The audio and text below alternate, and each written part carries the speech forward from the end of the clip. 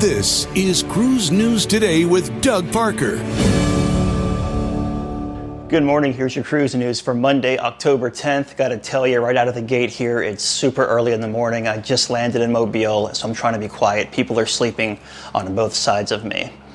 Another cruise port is in the planning stages for the Bahamas. Last week, an agreement was signed with the Bahamas to develop the southern tip of the Bahamian island, Long Island, into a cruise port.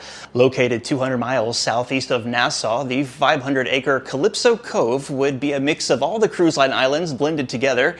It would consist of the beaches of Half Moon Cay, the lagoons of Ocean Cay, and the thrills of Perfect Day.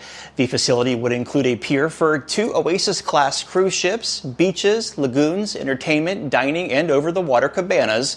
The new development would be far enough south not to compete with Nassau or Freeport, but close enough to add variety to existing 3- and 4-night Bahamas cruises from Florida. Construction could start by the end of next year for the $200 million facility and open by 25, pending financing and environmental impact studies over the next 6 months.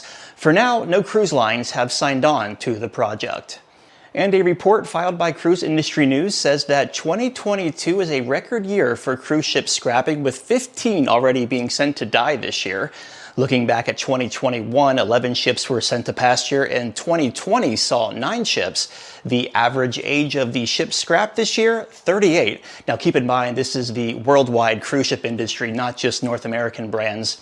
Some memorable ships that were scrapped this year so far have been the former Carnival Fascination and Sensation, the Song of Norway, Marella Dream, and the former Holland America Noordam.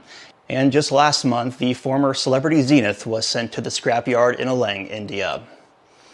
And on the subject of scrapping, Carnival Ecstasy will take its final bow this week. The ship leaves Mobile, Alabama this afternoon for its very last 5-night revenue sailing before sailing away from North America for the last time. During Hurricane Katrina in 2005, FEMA actually chartered Ecstasy to house relief workers and evacuees. First debuting in 1991, it followed the Carnival Fantasy and has spent the past 31 years sailing with Carnival Cruise Line. This is the 6th Fantasy-class cruise ship to be sold off following the shutdown. Others that are now gone include Carnival Fantasy, Imagination, Inspiration, Sensation, and Fascination. 2 Fantasy-class ships are still in service, Carnival Paradise in Tampa and Elation in Jacksonville.